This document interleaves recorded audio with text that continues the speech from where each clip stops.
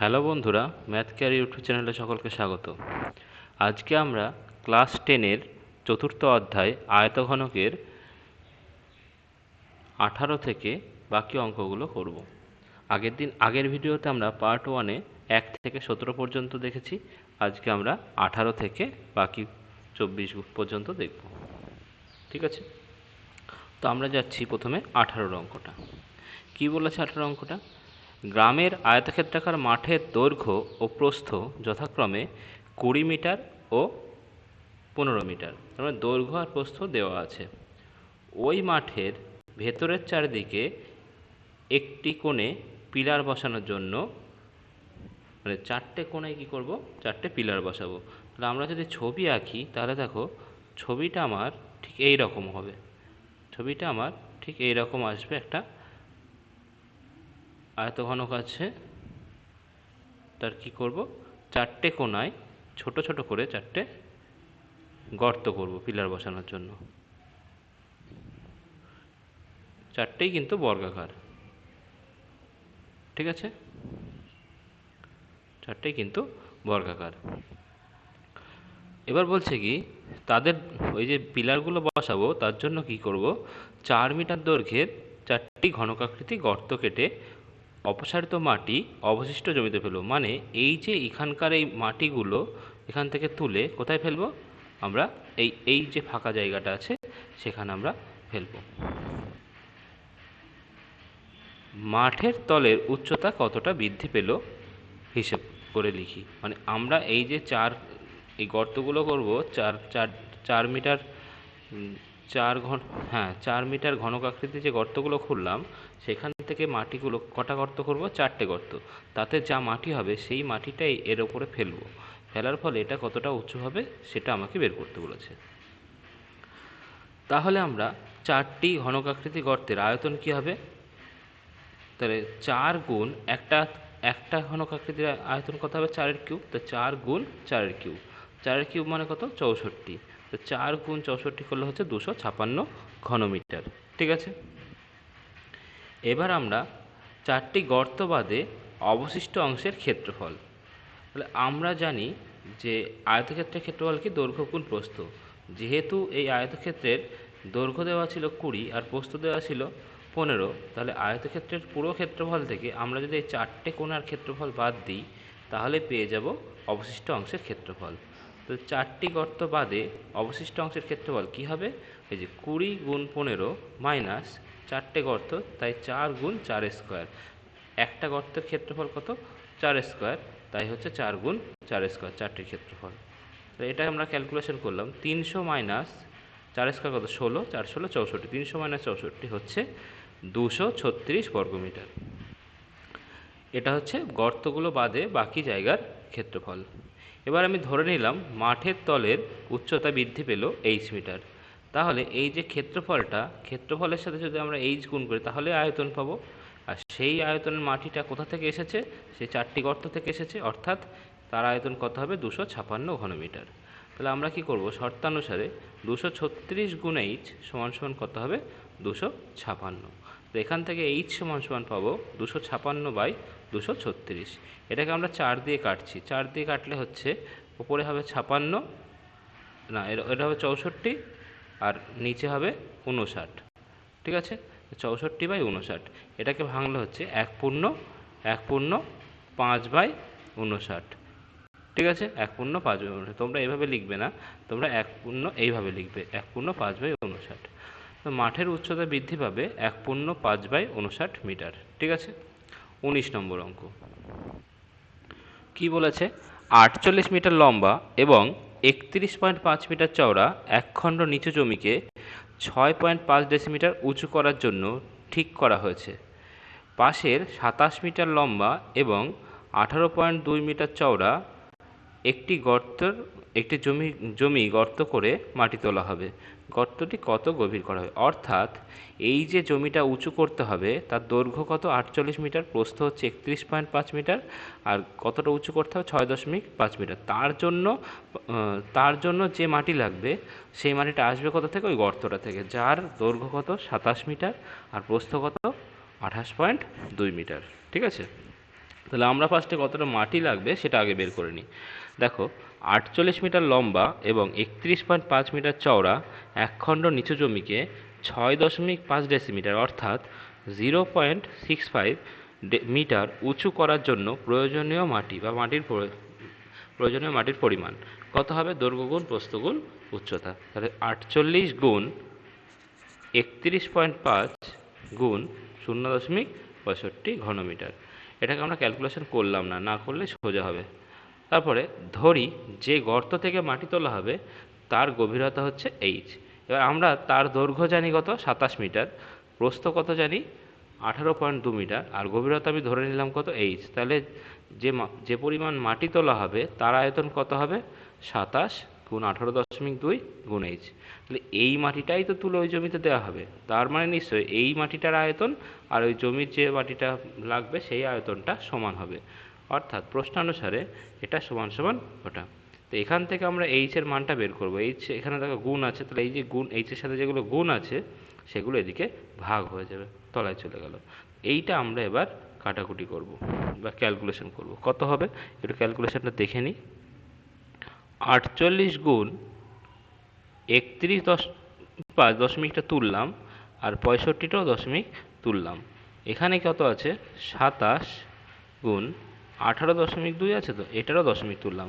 দেখো ওপরে এখানে একটা দশমিক উঠেছে বলে একটা 10 আসবে, আর এখানে দশমিকের পর 2 ঘর ছিল বলে এখানে একটা 100 আসবে, আর নিচে 18.2 ছিল বলে ওপরে একটা 10 যাবে। এই 10 দিয়ে এই 10কে কেটে দিলাম, ঠিক আছে। এবার আমরা কাটাকুটি করব। 9 দিয়ে কাটছি, ধরো 9 দিয়ে, 3 9 27। এটাকে যদি 9 দিয়ে কাটি, 3 9 27, 5 9 45, এটা হলো 35, ঠিক আছে। আবার দেখো এই 3 দিয়ে যদি আমরা এটাকে কাটি, 3 16 48 হয়ে গেল। তারপরে 5 দিয়ে, এটাকে যদি 5 দিয়ে কাটি, এটা হচ্ছে 7, এটাকে 5 দিয়ে কাটলে 5 20 100। এটাকে যদি আমরা 5 দিয়ে কাটি, 4 হচ্ছে, এটা 5 13 65, ঠিক আছে। এই 4 দিয়ে যদি আমরা 16কে কাটি, 4 4 16, ঠিক আছে। এবার দেখো 13 দিয়ে যদি কাটি, 13 কে 13, 5 13 52, 13 কে 13, 5 13, 4 13 52, ভুল করলাম, এটা 4 13 52, তাহলে এটা হচ্ছে 14 হবে, এটা 14 হবে, ঠিক আছে। এবার দেখো এখানে 7 আছে, 7 দিয়ে 14কে কাটলে হবে 2, এই 2 দিয়ে আবার যদি 4কে কাটি হয়ে যাবে হচ্ছে 2। তাহলে অ্যান্সার কত থাকছে? সব কেটে যাচ্ছে, কেটে গিয়ে অ্যান্সার কত থাকছে? 2। তাহলে এই সমান হয়ে যাচ্ছে 2 মিটার। এবার আমরা 20 অঙ্কটা দেখব। কি বলেছে? বাড়িতে 3টি কেরোসিন তেলের ড্রামে 800 লিটার, 725 লিটার আর 575 লিটার তেল ছিল। ওই 3টি ড্রামের তেল একটি আয়তঘনাকার পাত্রে ঢালা হলো। তাহলে 3টি ড্রামে কতটা তেল ছিল আগে আমরা বের করে নিলাম। 3টি ড্রামের মোট তেলের পরিমাণ বলে এই 3টে যোগ করলাম, যোগ করে কত হলো? 2100 লিটার। বলেছে কি এই 3টে তেল একটা পাত্রে ঢালা হলো, এতে পাত্রের গভীরতা 7 ডেসিমিটার হলো।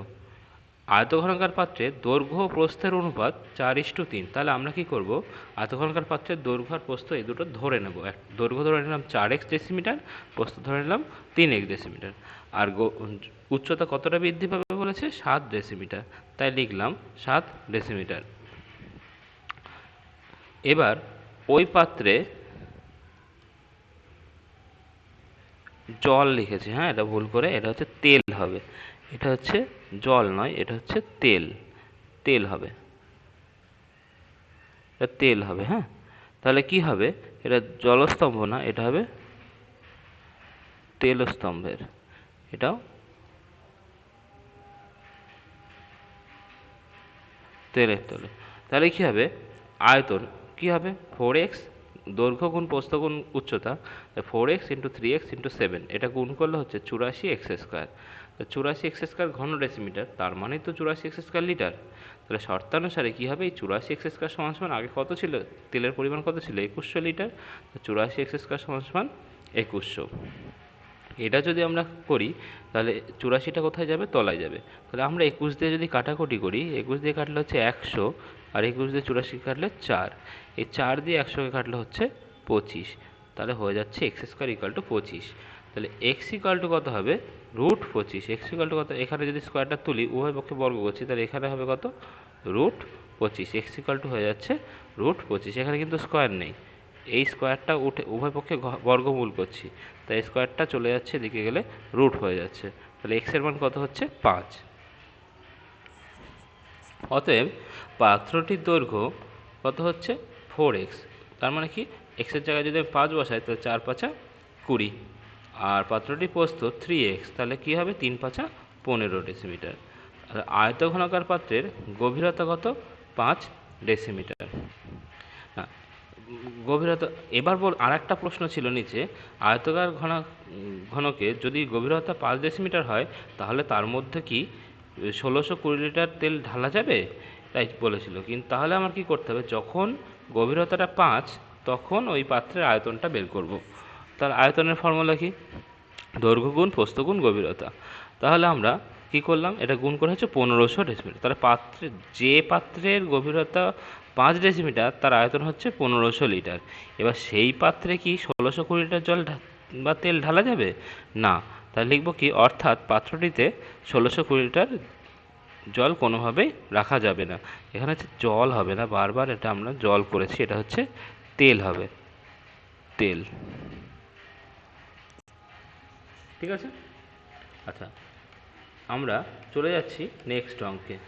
এটা কত নম্বর অঙ্ক ছিল? 20 নম্বর। আমরা নেক্সট চলে যাচ্ছি 21 নম্বর অঙ্কে। আমাদের 3 তলা ফ্ল্যাটের একটি পরিবারের দৈনিক জলের চাহিদা যথাক্রমে 1200 লিটার, 1050 লিটার আর 950 লিটার। তাহলে দৈনিক জলের চাহিদা কত মোট? এটা যোগ করব। কি করলাম? তিনটে যোগ করলাম, হলো 3200 লিটার। এবার কি বলেছে? ওই চাহিদা মেটানোর পরেও 25% জল মজুদ থাকে এমন একটি ট্যাঙ্ক বসানো হবে। তাহলে আমাদের এই 3200 লিটারের 25% কত হবে? 25/100 গুণ 3200, এখান থেকে কাটাকুটি করে হচ্ছে 800 লিটার। ঠিক আছে? তাহলে ট্যাঙ্কের আয়তন কত করতে হবে?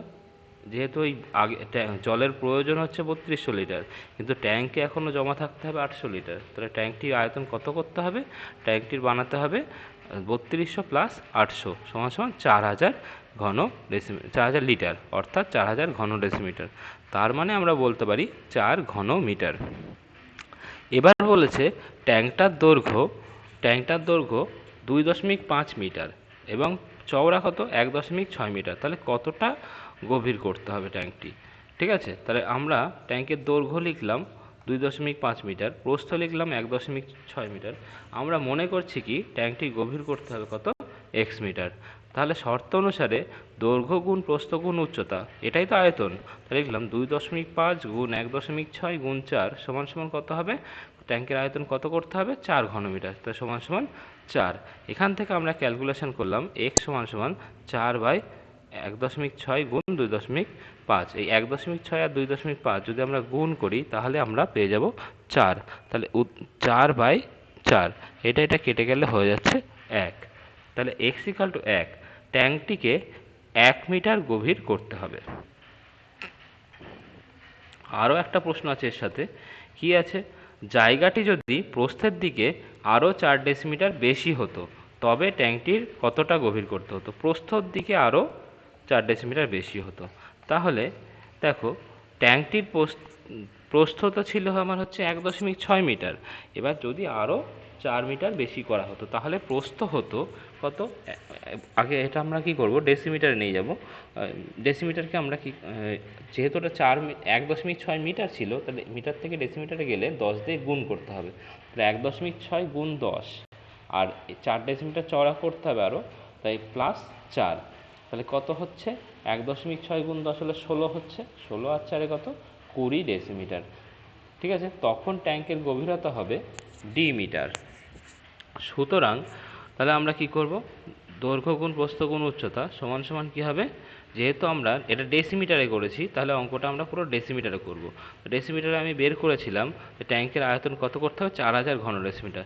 তার মানে আমাদেরকে ধরো, তাহলে এই যে ট্যাঙ্কটির দৈর্ঘ্য 2.5 মিটার ছিল, তাহলে কত হবে 2.5 গুণ 10, আর প্রস্থ কত আছে 20 ডেসিমিটার, তাহলে প্রস্থর জায়গায় 20 লিখলাম, আর গভীরতা কত ধরেছি ডি ধরেছি, তাহলে গভীরতা ডি লিখলাম, ইকুয়াল টু কত 4000।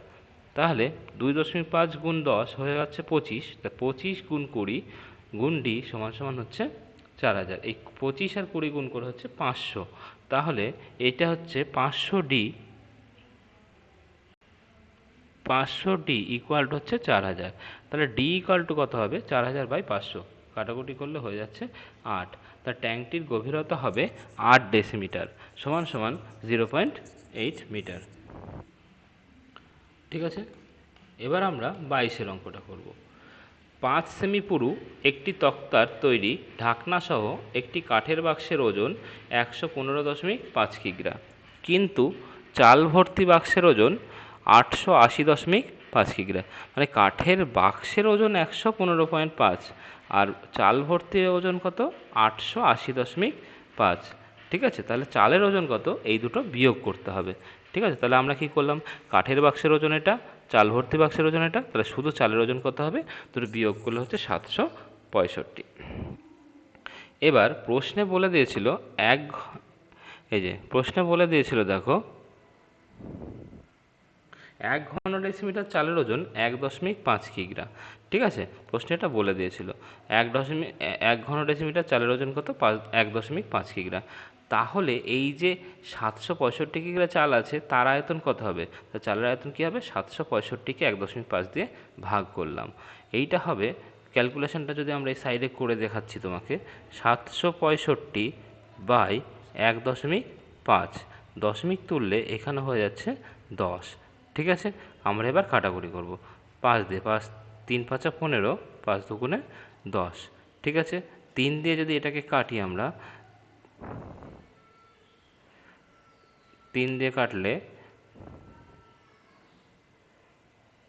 255, তাহলে 255 আর 2 গুণ করে হয়ে যাচ্ছে 510। দেখো আমি 510 ঘন ডেসিমিটার লিখেছি। ঠিক আছে, তা চালের আয়তন কত হবে 510 ঘন ডেসিমিটার। এবার প্রশ্নে বলে দিয়েছে বাক্সের ভেতর দিকে দৈর্ঘ্য দেওয়া আছে 12 ডেসিমিটার, প্রস্থ দেওয়া আছে 8.5 ডেসিমিটার। ঠিক আছে, বলেছে কি বাক্সের ভেতরের দিকের উচ্চতা কত হবে, তাহলে দৈর্ঘ্য দেওয়া আছে, প্রস্থ দেওয়া আছে, আমি কি করব উচ্চতাটা ধরে নেব যে বাক্সটির ভেতরের দিকের দৈর্ঘ্য 12 ডেসিমিটার আর প্রস্থ কত 8.5 ডেসিমিটার, তাহলে ধরি বাক্সটির ভেতরের দিকে উচ্চতা কত 8 ডেসিমিটার। তার মানে কি হবে আয়তন বের করতে হবে, তা শর্তানুসারে 12 গুণ 8.5 গুণ এইচ সমান সমান কত 510, তাহলে এইচ সমান সমান হচ্ছে 510/12 গুণ 8.5। এটাকে যদি আমরা ক্যালকুলেশন করি তাহলে কি আসছে দেখো, 510 গুণ 10, দশমিকটা তুলছি নিচের, তাহলে 12 গুণ 85। এবার দেখো আমরা যদি এই দুটো দেখো 17 দিয়ে কাটবে, 5 আমরা জানি 5 17 85 আর কি 3 17 51, তাহলে হচ্ছে 30। 5 দিয়ে যদি এটাকে কাটি 5 দুগুণে 10, 2 দিয়ে এটাকে কাটলে হচ্ছে 6, 6 দিয়ে 30কে কাটলে 5 6 30, তাহলে হয়ে যাচ্ছে কত 5। তাহলে বাক্সটির ভেতরের দিকের উচ্চতা 5 ডেসিমিটার। এখন 5 সেমি সমান সমান 0.5 ডেসিমিটার। পুরো ঢাকনা সহ বাক্সটির বাইরের দিকে দৈর্ঘ্য কত হবে, তাহলে যেহেতু প্রশ্নে বলে দিয়েছিল, এই দেখো বাক্সটা প্রশ্নে বলে দিয়েছিল 5 সেমি পুরু কাঠের তক্তা বিশিষ্ট, তার মানে বাক্সটা পুরু হচ্ছে 5 সেমি। এবার সেই বাক্সটা কি করতে হবে বাইরের দিকে রং করতে হবে। ঠিক আছে, বাইরের চারপাশে রং করতে হবে, তার মানে কি বাক্সটার বাইরের দিকে পার্শ্বতলের ক্ষেত্রফল আমাকে বের করতে হবে। তার জন্য কি লাগবে বাইরের দিকের দৈর্ঘ্য লাগবে, বাইরের দিকে প্রস্থ লাগবে, আবার বাইরের দিকের উচ্চতাও লাগবে। যেহেতু 5 ডেসিমিটার পুরু 5 সেমি পুরু, তাহলে সেটাকে আমরা কি করলাম 0.5 ডেসিমিটার। তাহলে বাইরের দিকে দৈর্ঘ্য কত হবে, আমরা জানি একটা বাক্সের যদি হয়, ধরো এটা একটা বাক্সের আমি একটা সামনের দিকটা আঁকছি, তাহলে এই দিকেও 5 সেমি পুরু, বাক্সটা যদি পুরু হয় তাহলে দেখো সব এইদিকেও তো 5 সেমি থাকছে, আবার এদিকেও 5 সেমি থাকছে, তাহলে বাক্সটার যে দৈর্ঘ্য ছিল অ্যাকচুয়ালি ধরো 12 ছিল, তাহলে 12 তো এই মাঝেরটা হচ্ছেই, আবার এইদিকেও 5 সেমি পুরো আছে, এদিকেও 5 সেমি পুরো আছে, তাই কি হবে 12 যোগ 0.5 প্লাস 0.5 দুবার যোগ হবে। ঠিক আছে, তাহলে অ্যান্সার হচ্ছে 13 ডেসিমিটার। তাহলে একই রকমভাবে বাইরের দিকে প্রস্থ কত হবে 8.5 যোগ 0.5 যোগ 0.5 হচ্ছে 9.5। ঠিক একইভাবে বাইরের দিকের উচ্চতা কত হবে 5 যোগ 0.5 যোগ 0.5 হয়ে যাচ্ছে 6 ডেসিমিটার। তো ঢাকনা সহ বাক্সটির সমগ্র তলের ক্ষেত্রফল। তো সমগ্র তলের ক্ষেত্রফলের ফর্মুলা কি আমরা জানি 2 গুণ সেই বড় ফর্মুলাটা, দৈর্ঘ্য গুণ প্রস্থ, দৈর্ঘ্য গুণ উচ্চতা প্লাস প্রস্থ গুণ উচ্চতা। এটা ক্যালকুলেশন করলে হয়ে যাচ্ছে 517 বর্গ সেমি। ঠিক আছে, তাহলে প্রতি বর্গ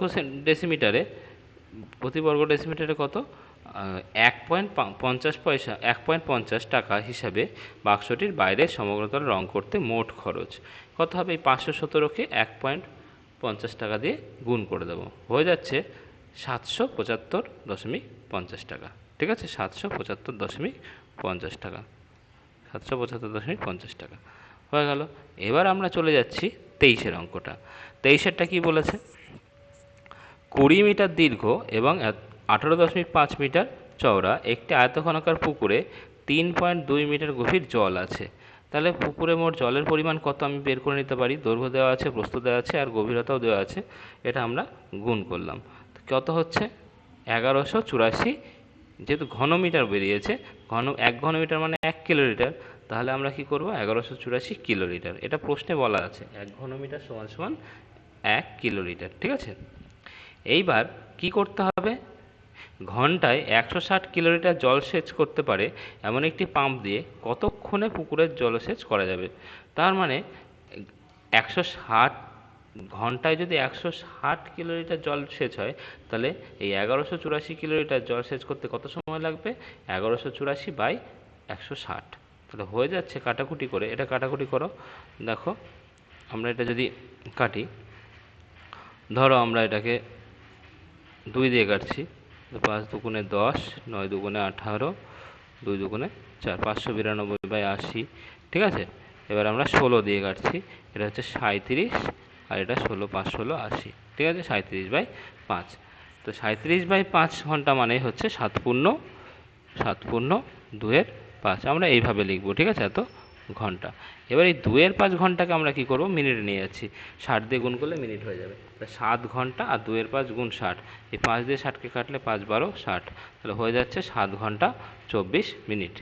এবার কি বলেছে ওই জল যদি 59.2 মিটার দীর্ঘ 40 মিটার চওড়া একটি আল দেওয়া খেতে ফেলা হয়, তাহলে সেই জল কতটা গভীর হবে। তাহলে তার মানে জমিটার দৈর্ঘ্য আর প্রস্থ দুটো দেওয়া আছে, জল ফেলার পরে উচ্চতাটা কত হবে সেটা বের করতে হবে। আমরা ধরে নেব যে দৈর্ঘ্য প্রস্থ ধান ক্ষেতের দৈর্ঘ্য 59.5 মিটার, প্রস্থ 40 মিটার, এবার তাহলে জমির গভীরতা হবে h মিটার। তাহলে প্রশ্নানুসারে দৈর্ঘ্য গুণ প্রস্থ গুণ উচ্চতা মানে আয়তন সমান সমান কত জল ফেলা হবে, সেই 1184 লিটার। তাহলে h সমান সমান কত হবে, এগুলো গুণ আছে এদিকে, তাহলে 1184/59.2। ঠিক আছে, এটাকে আমাদের ক্যালকুলেশন করে দেখিয়ে দিতে হবে। কি করে ক্যালকুলেশন করব, রাফে করছি। 1184/দশমিক যদি তুলি আমি 592 গুণ 40, তার দশমিক তুললে এখানে 10 হচ্ছে। এটা দিয়ে এটাকে কাটলে 2 হচ্ছে, 10 দিয়ে 40কে কাটলে 4 হচ্ছে, এটা 2 দিয়ে 4কে কাটলে হয়ে যাচ্ছে 2। তার মানে হচ্ছে অ্যাকচুয়ালি 1/2। দেখো এখানে 1/2 হয়েছে। 1/2 মানে কত 0.5। ঠিক আছে, তাহলে কতটা গভীর হবে, ধান ক্ষেতের গভীরতা হবে 0.5 মিটার। ঠিক আছে, বড় প্রশ্নগুলো সব হয়ে গেল। এবার আমরা এমসিকিউ অঙ্কের দিকে যাচ্ছি। এমসিকিউ, প্রথম এমসিকিউটা কি বলেছে, একটি সমকোণী চৌফলের বাক্সের ভেতরের আয়তনটা দেওয়া আছে, ভূমির ক্ষেত্রফলও দেওয়া আছে, বাক্সটির ভেতরের দিকের উচ্চতা কত। তাহলে আমরা কি জানি আয়তন মানে ভূমির ক্ষেত্রফল গুণ উচ্চতা। তাহলে আমরা যদি উচ্চতা ধরে নিই h, তাহলে শর্তানুসারে কী হবে ভূমির ক্ষেত্রফল কত 88 গুণ h সমান সমান হয়ে যাবে 440। তাহলে h সমান সমান 440/88, কাটাকুটি করলে হবে 5। তাহলে অ্যান্সার হচ্ছে 5। অ্যান্সার কোনটা হচ্ছে বি, অ্যান্সার হচ্ছে বি। দেখো অ্যান্সার হচ্ছে বি। ঠিক আছে, নেক্সট 2 নম্বরটা। একটি আয়তঘনাকার গর্তের দৈর্ঘ্য 40 মিটার, প্রস্থ 12 মিটার, গভীরতা 16 মিটার, সবই দেওয়া আছে, ঠিক আছে। তাহলে ওই গর্তের মধ্যে 5 মিটার দীর্ঘ, 4 মিটার চওড়া এবং 2 মিটার পুরু তক্তা রাখা যাবে। কতগুলো রাখা যাবে ওর মধ্যে? তার মানে আমি কি করব, আয়তঘনাকার গর্তের আয়তনটা বের করে এই যে তক্তার আয়তন বের করবে সেটা দিয়ে ভাগ করে দিলে হয়ে যাবে। তা তক্তার সংখ্যা কী হবে, আয়তঘনাকার গর্তের আয়তন কী হবে, গর্তের দৈর্ঘ্য দেওয়া আছে 40, প্রস্থ দেওয়া আছে 12 আর গভীরতা 16, তাহলে 40 গুণ 12 গুণ 16 আর একটা তক্তার আয়তন কত, 5 গুণ 4 গুণ 2, 5 গুণ 4 গুণ 2। এটা যদি আমরা কাটাকুটি করি তাহলেই আমরা পেয়ে যাব। দেখো 5 দিয়ে 5 8 40, 4 দিয়ে 4 4 16, 2 দিয়ে 4কে কাটলে 2, তাহলে দেখো 8 গুণ 12 গুণ 2, 8 12 96, 96 দুগুণ 192, তাহলে অ্যান্সার হয়ে গেল 192, বি। 3 নম্বরটা, একটি ঘনকের পার্শ্বতলের ক্ষেত্রফল 256 বর্গমিটার, ঘনকটির আয়তন কত? তাহলে আমরা জানি পার্শ্বতলের ক্ষেত্রফল কত, প্রশ্নে বলে দিয়েছে ঘনকটার পার্শ্বতল হচ্ছে 4টি, ঠিক আছে। তাই ঘনকের প্রতিটি পার্শ্বতলের ক্ষেত্রফল 256/4 বর্গমিটার, 64 বর্গমিটার। তাহলে ঘনকের প্রত্যেকটি বাহুর দৈর্ঘ্য কী হবে, √64 বর্গমিটার মানে 8 বর্গমিটার। তাহলে ঘনকের আয়তন কত হবে, 8-এর কিউব মানে 512। অ্যান্সার হবে কত, ডি। অ্যান্সার হবে ডি, 512। তারপরে দুটি ঘনকের আয়তনের অনুপাত 1:27 হলে ঘনকের সমগ্রতলের ক্ষেত্রফলের অনুপাত, দেখো আয়তন মানে কি জানি, বাহুর কিউব, অর্থাৎ এই যেটা দেওয়া আছে এটা হচ্ছে কিউব দেওয়া আছে, ঠিক আছে, মানে এর কিউ আর বি কিউ, এ যদি বাহু দৈর্ঘ্য হয় তাহলে এ কিউ আর বি কিউ আছে, তার মানে শর্তানুসারে এ কিউ ইস্টু বি কিউ হচ্ছে 1:27, তাহলে এ ইস্টু বি কত হবে, 1:3। এবার ঘনকের সমগ্রতলের ক্ষেত্রফলের অনুপাত কত হবে, 6a²/6b², তাহলে কাটাকুটি করলে 6 কেটে গেলে a²/b², তাহলে a²/a/b যেহেতু 1:3 দেওয়া আছে তাহলে a²/b² কত হবে, 1:9, তাহলে এটা অ্যান্সার হবে 1:9, ঠিক আছে, এটা হবে অ্যান্সার সি, 1:9। তারপরে 5এরটা, একটি ঘনকের সমগ্রতলের ক্ষেত্রফল এস বর্গ একক, কর্ণের দৈর্ঘ্য ডি একক হলে এস এবং ডি এর মধ্যে সম্পর্ক। তাহলে আমাদের কিচ্ছু না, শুধুমাত্র ফর্মুলা করতে হবে যে ধরি ঘনকের প্রতিটি বাহুর দৈর্ঘ্য এ একক, তার মানে সমগ্রতলের ক্ষেত্রফল এস, তাহলে 6a² = এস, তাহলে a² = s/6, এটা 1 নম্বর দিয়ে রাখলাম। আবার ঘনকের কর্ণের দৈর্ঘ্য কত, a√3 = ডি, তাহলে এ সমান এখান থেকে আমি বলতে পারি এ সমান d/√3। এবার যদি আমরা দুদিকে স্কোয়ার করি তাহলে হয়ে যাচ্ছে a² = d²/3, ঠিক আছে। এখানে a² মানে এটা পেলাম, আর এখানে a² মানে d²/3, তার মানে 1 আর 2 থেকে আমরা পাচ্ছি s/6 = d²/3। এখান থেকে আমরা ক্যালকুলেশন করছি যে s/6 = d²/3 যদি হয়, এই যে যদি আমরা ঘুরিয়ে নিই d², 6d² = কি 3s, ঠিক আছে, তা d² = 3s/6, 3 দিয়ে 6কে কাটলে হয়ে যাচ্ছে 2, তাহলে d² = s/2, এটা হচ্ছে আমার অ্যান্সার, d² = s/2 মানে ডি এরটা অ্যান্সার হচ্ছে ডি এরটা। আমরা নেক্সট সত্য মিথ্যা। সত্য মিথ্যা, একটি ঘনকের প্রতিটি ধারের দৈর্ঘ্য দ্বিগুণ করলে ঘনকের আয়তন প্রথম ঘনকের আয়তনের 4 গুণ হবে না, কারণ দ্বিগুণ করলে হচ্ছে 2a, তাহলে ঘনকের আয়তন কত হবে, 2 এর কিউব, তাহলে 2 এর কিউব কত হচ্ছে 8a কিউব, তাহলে এটা দেখো 8 গুণ হয়ে গেল। তারপরে 2এরটা, তাহলে এটা হচ্ছে মিথ্যা হলো, তাহলে এটা হচ্ছে বিবৃতিটি মিথ্যা। 2 নম্বরটা, বর্ষার দিনে 2 হেক্টর জমিতে বৃষ্টিপাত 5 সেমি উচ্চতার হলে বৃষ্টির জলের আয়তন 1000 ঘনমিটার। তাহলে 1 আর মানে বলা আছে 100 বর্গমিটার আর 1 হেক্টর মানে 100 আর, তাহলে 2 হেক্টর মানে কত সেটা আমাকে বের করতে হবে।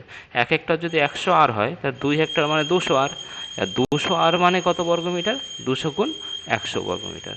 তাহলে এবার জলের উচ্চতা বলেছে 5 সেমি, তার মানে হচ্ছে 0.05 মিটার, তাহলে জমা জলের আয়তন কত হবে? এই যে ক্ষেত্রফলটা কত ছিল 200 গুণ 100, তার সাথেই উচ্চতাটা গুণ করব, ঠিক আছে?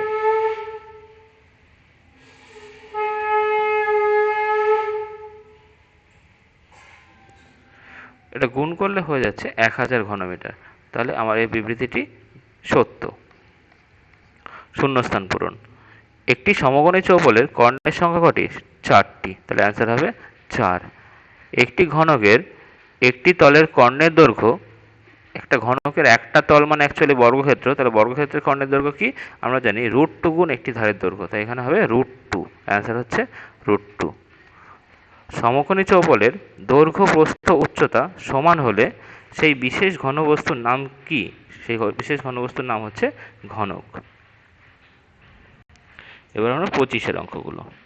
একটি আয়তঘনকের তল সংখ্যা x, ধার সংখ্যা y, শীর্ষবিন্দুর সংখ্যা z, কর্ণের সংখ্যা p হলে x minus y plus z plus p এর মান নির্ণয় করি।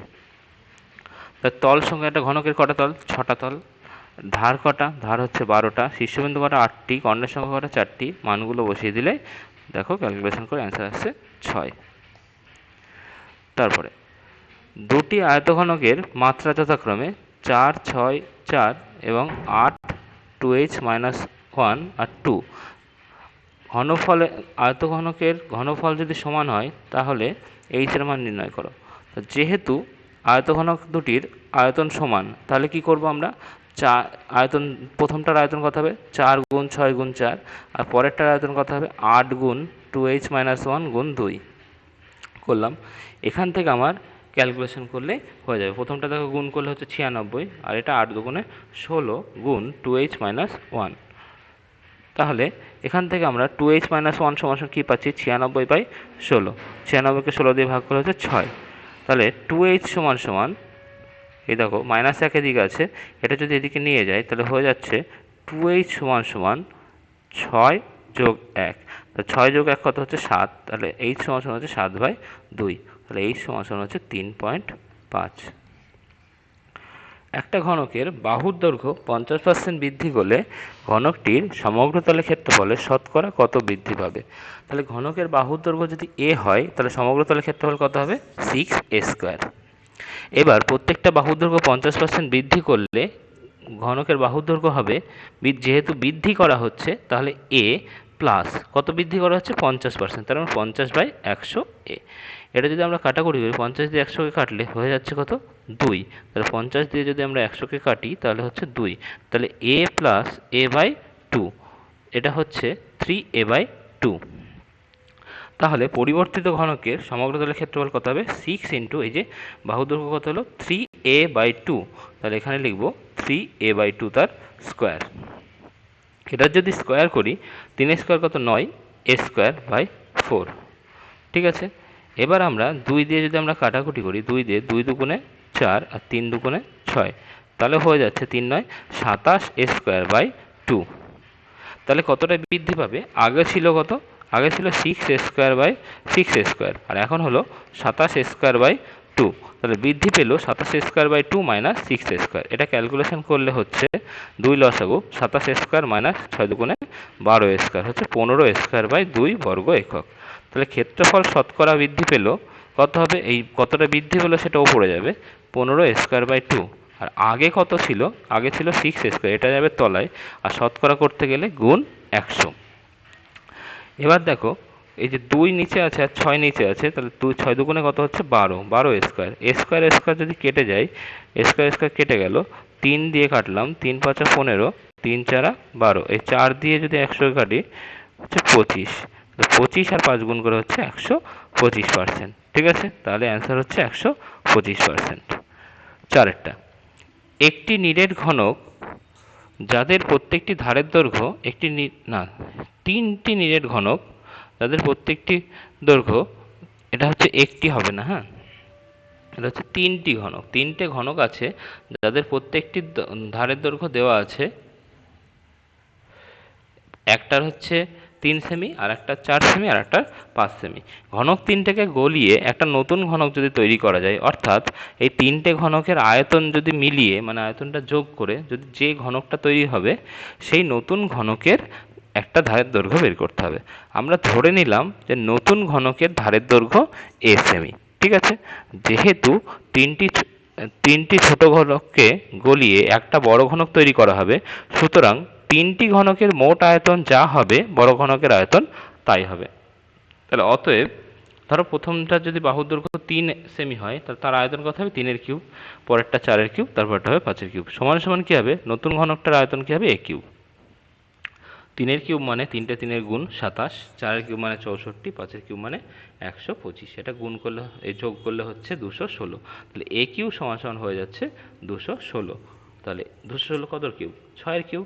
তাহলে a সমান সমান হয়ে যাচ্ছে 6। অর্থাৎ নতুন ঘনকটির প্রত্যেকটি ধারের দৈর্ঘ্য হচ্ছে 6 সেমি। একটি ঘরের দুটি সংলগ্ন দেওয়ালের দৈর্ঘ্য যথাক্রমে 12 মিটার ও 8 মিটার। তার মানে একটা ঘরের দুটি সংলগ্ন দেওয়ালের দৈর্ঘ্য যদি 12 মিটার আর 8 মিটার হয়, তার মানে তুমি বুঝতে পারছো যে ঘরটার দৈর্ঘ্য হচ্ছে 12 মিটার আর প্রস্থ হচ্ছে 8 মিটার। এবং ঘরটির উচ্চতা যদি 4 মিটার হয়, তাহলে ঘরের মেঝের ক্ষেত্রফল। দেখো, মেঝেটা কিন্তু শুধুমাত্র দৈর্ঘ্য আর প্রস্থের উপর নির্ভর করে, উচ্চতার উপর নির্ভর করে না। মেঝের ক্ষেত্রে কি হবে? দৈর্ঘ্য গুণ মেঝের ক্ষেত্রফল কি হবে? দৈর্ঘ্য গুণ প্রস্থ, অর্থাৎ 12 গুণ 8। 12 গুণ 8 মানে কত হচ্ছে? 8 12 96। এটা হচ্ছে 96 বর্গমিটার। তাহলে মেঝের ক্ষেত্রফল কত হবে? 12 গুণ 8 বর্গমিটার, 8 12 কত? 96 বর্গমিটার। ঠিক আছে, তাহলে হয়ে গেল। আজকে আমাদের 4 নম্বর চ্যাপ্টারটা কমপ্লিট হয়ে গেল। নেক্সট দিন আমরা 5 নম্বর চ্যাপ্টারের অঙ্কগুলো